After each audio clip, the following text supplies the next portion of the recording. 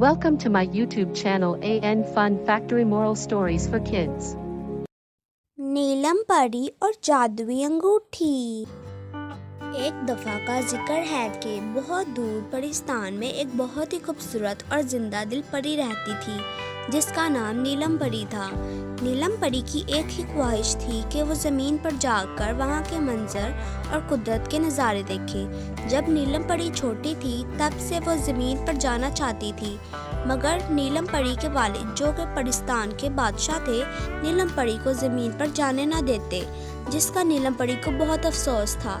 इस बार नीलम परी की सालगिरह के मौका पर परिस्तान के बादशाह ने नीलम परी से पूछा कि बेटा, इस बार तुम्हें सालगिरह पर क्या गिफ्ट चाहिए। तो नीलम परी ने कहा, अब्बा हुजूर, मैं बचपन से ही ज़मीन पर जाना चाहती थी, आपने मुझे कभी भी जाने नहीं दिया।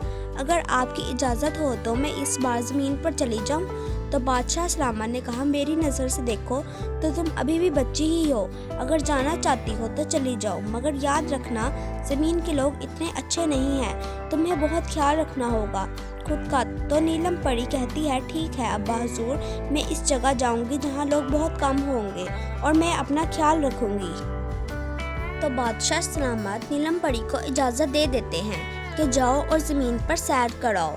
तो नीलम परी ज़मीन पर आती है और बर्फीले पहाड़ों की तरफ चली जाती है, क्योंकि वहाँ लोग बहुत कम होंगे, क्योंकि अब्बा हुजूर ने कहा था कि ज़मीन के लोग इतने अच्छे नहीं हैं। तो नीलम परी बर्फीले पहाड़ों पर खूब सैर कर रही होती है तो एक चुड़ैल की नज़र नीलम परी पर पड़ती है। चुड़ैल कहती है, ये तो कोई परी है जो बहुत खूबसूरत है, मैं इसका खून पीऊँगी और हमेशा के लिए जवान रहूँगी, इसके अलावा और भी मेरे बहुत काम आ सकती है, ये परी चुड़ैल कहती है और फ़ौरन नीलम परी को पकड़ने नीलम परी की तरफ चली जाती है। नीलम परी इस चुड़ैल को देखकर बहुत हैरान होती है और कहती है, तुम कौन हो।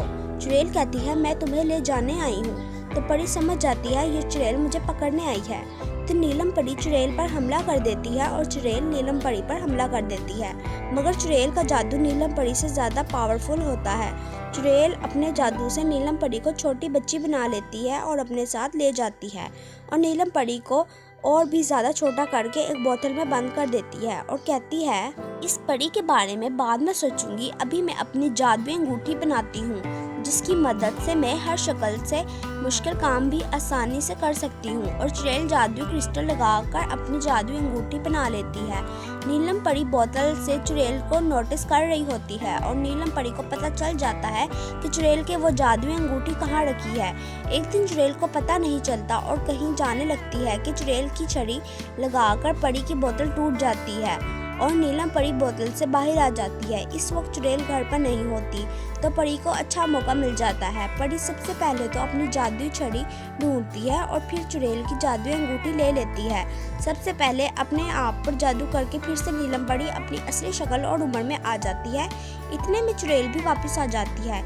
इस नीलम परी को आज़ाद देखकर चुड़ैल का दिमाग खराब हो जाता है और फिर से नीलम परी पर जादू करना शुरू कर देती है, लेकिन इस बार परी पर कोई भी जादू काम नहीं आ रहा था, क्योंकि इस बार नीलम परी के पास जादुई अंगूठी जो होती है तो चुड़ैल ने ही बनाई थी।